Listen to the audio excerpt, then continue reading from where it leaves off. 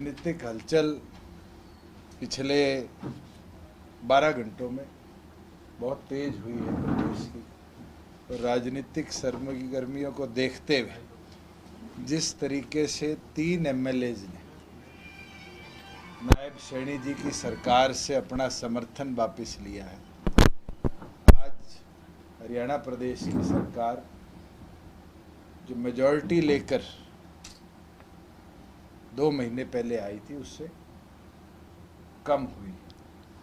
नैतिकता के आधार पर मुख्यमंत्री को या तो अपना बहुमत पेश करना चाहिए या इस्तीफा देना चाहिए। और वहीं दूसरी ओर पर हम आग्रह भी करेंगे और लिखित में भी महामहिम से आग्रह करेंगे कि इस गवर्नमेंट को दोबारा, क्योंकि 3 विधायकों ने लिखित तौर पर अपना इस्तीफा राज्यपाल को भेजा है, राज्यपाल भी सरकार को मेजॉरिटी प्रूव करने की डायरेक्शन दे। क्योंकि आज 2 विधायकों ने विधानसभा की मेंबरशिप से इस्तीफा दिया है। 88 एमएलएज आज हरियाणा विधानसभा के अंदर 3 गवर्नमेंट से समर्थन वापस कर चुके। 2 वो विधायक थे जो उस समय गवर्नमेंट के पास उनके समर्थन में थे।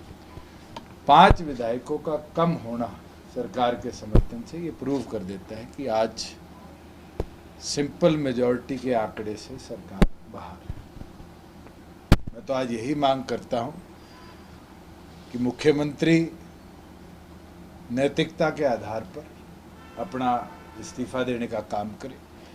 मैं कल मुख्यमंत्री का बयान किसी चैनल पे देख रहा था जहाँ वो हंस कर ये कह रहे थे कि ये आज वहाँ कुछ लेने गए हैं, यहाँ कुछ लेके 4.5 साल बैठे थे, इसके बारे में भी वो बताने का काम करें। और मैं एक चीज़ कहना चाहूँगा, हम जब तक सरकार के साथ थे कभी इस तरह के हालात नहीं मिले जहाँ मनोहर लाल जी और मुझे इस तरह की कोई घटनाक्रम देखने को मिली हो कि किसी ने समर्थन विड्रॉ किया। आज उन लोगों का कांग्रेस के साथ जाना ये दिखता है कि भारतीय जनता पार्टी किस तरीके से कमज़ोर हुई है। जो 11 कमल खिलाने की बात करते हैं वो आज कितने कमज़ोर हुए। और वही दूसरी ओर पर नेता विपक्ष ने कल तीनों को समर्थन के साथ एक प्रेस कॉन्फ्रेंस करी थी। मैं उनको भी कहना चाहूँगा कि आज जो गणित बनता है उस गणित के अंदर जब अल्पसंख्यक में सरकार है, अगर कदम उठाया जाए कि इस सरकार को ड्यूरिंग इलेक्शंस घेरा जाए तो हम इस पर पूरी तौर पर विचार करेंगे कि बाहर से इस सरकार को घेरने के लिए उनका समर्थन करें। अब ये कांग्रेस को सोचना पड़ेगा कि क्या भारतीय जनता पार्टी की जो आज सरकार सत्ता में है इसको घेरने के लिए वो कोई कदम उठाने का काम करेगी। कि जेजेपी के भी विधायक 5 विधायक उनके साथ ऐसा दावा करते हैं। जब तक विप की ताकत है और जब तक नंबर्स हमारे पास हैं, वोट तो सबको विप के आदेश अनुसार करना पड़ेगा। और इसका विवरण तो आपने मेरे ख्याल से जब इस सरकार का गठन हुआ था उस दिन देख लिया। तो उस दिन भी हम तो पूरी तौर पर स्पष्ट है कि इस सरकार को घेरने के लिए कदम उठाए। लेकिन खुले तौर पर वो कार्यक्रमों में जा रहे हैं। जोगीराम से ऑलरेडी नोटिस इशू किया गया है। एक प्रोसीजर है विधानसभा का जिसके अंदर नोटिस इशू कर पहले जवाब मांगा जाता है। अगर जवाब ना दिया जाए तो फिर स्पीकर को लिखित में उनकी सदस्यता रद्द करने के लिए कदम उठाने के लिए कहा जा सकता है। 3 विधायकों को इशू किया गया है और तीनों ने अभी तक कोई रिटर्न रिप्लाई नहीं किया।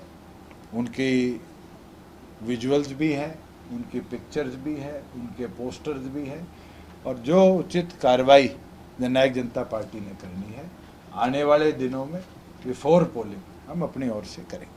क्या ऐसा कोई अंदेशा है कि कोई डिफेक्शन हो सकता है, करवा सकती है बीजेपी आपकी पार्टी? अगर कोई इस्तीफा देता है तो उसके ऊपर है। पार्टी विरोधी गतिविधि का रिकॉर्ड आज हमारे पास है। और पार्टी विरोधी गतिविधि के अंदर जिसने भाग लिया है उसके विरुद्ध एक कानून है और उस कानून के तहत हम जल्दी स्पीकर को भी मिलेंगे और उनसे आग्रह करेंगे कि इनके खिलाफ कार्रवाई। कौन कौन से विधायक हैं ये तीन? आप वो हम पे छोड़ दें। अच्छा, बीजेपी ये कह रही है कि जिस 6 तरह से बीजेपी का कल्चर है वो प्रोसेस में ही आपको लगता नहीं 6 महीने निकाल देगी? इसके अंदर प्रोसेस में हमारे पास हाई कोर्ट का भी रास्ता है और हाई कोर्ट और सुप्रीम कोर्ट ने निरंतर डायरेक्शंस दिए हैं, चाहे हिमाचल का केस हो चाहे महाराष्ट्र का केस हो, कि टाइम बाउंड मैनर के अंदर लेजिस्लेटिव बिजनेस को पूरा करने के कार्य को विधानसभा को करना पड़ेगा। बीजेपी कह रही है सर कि मार्च में अविश्वास प्रस्ताव लाए थे जो गिर गया था, तो 6 महीने में आना चाहिए। अविश्वास प्रस्ताव भारतीय जनता पार्टी की पिछली सरकार के विरुद्ध था। नई सरकार बनी, वो अविश्वास प्रस्ताव उस सरकार के साथ साथ ही समाप्त हो गया। नई सरकार आज के दिन गठित हुई है, उसके विरुद्ध अविश्वास प्रस्ताव लाया था। पिछली बार फ्लोर टेस्ट हुआ तो आपने बाहर रह के और बीजेपी का उस समर्थन दिन कर दिया। एक रैली जननायक जनता पार्टी की थी, हमने समर्थन किसी का नहीं किया था। मैं आज ऑन रिकॉर्ड कह देता हूं कि अगर अब फ्लोर टेस्ट होगा तो हमारे प्रत्येक विधायक पार्टी के आदेश पर विप के साथ सरकार को घेरने के लिए वोट देंगे। सर, आपने कहा कि जब तक आप लोग साथ थे तो ऐसी कोई स्थिति नहीं बनी है, नेतृत्व परिवर्तन होने के बाद ऐसी स्थिति बनी, तो क्या जो बीजेपी ने नेतृत्व परिवर्तन किया वो संभाल नहीं वो पाया? फेलियर है। मैं तो एक दिन नहीं बारी बारी कहता हूँ। जब नया मुख्यमंत्री पहली कैबिनेट के बाद कहता है कि 94 दिन का प्लान बना है, तो इसका मतलब तो उनने पहले मन बना रखा है कि वो 94 दिन के मुख्यमंत्री हैं। और ये तो ऑन रिकॉर्ड है, चंडीगढ़ की किसी आपके बीट के साथी से निकाल लीजिए कि फर्स्ट फुल कैबिनेट मीटिंग के बाद आकर नए मुख्यमंत्री का बयान था कि हम तो 94 दिन का प्लान लेकर आए। और उस दिन ये साबित हो गया था कि कितने कमज़ोर शासक वो रहेंगे और कितने कमज़ोर नेतृत्व के साथ प्रदेश चलेगा। और आज भी मैं आपको बता सकता हूँ कि निरंतर फील्ड का दौरा हम कर रहे हैं।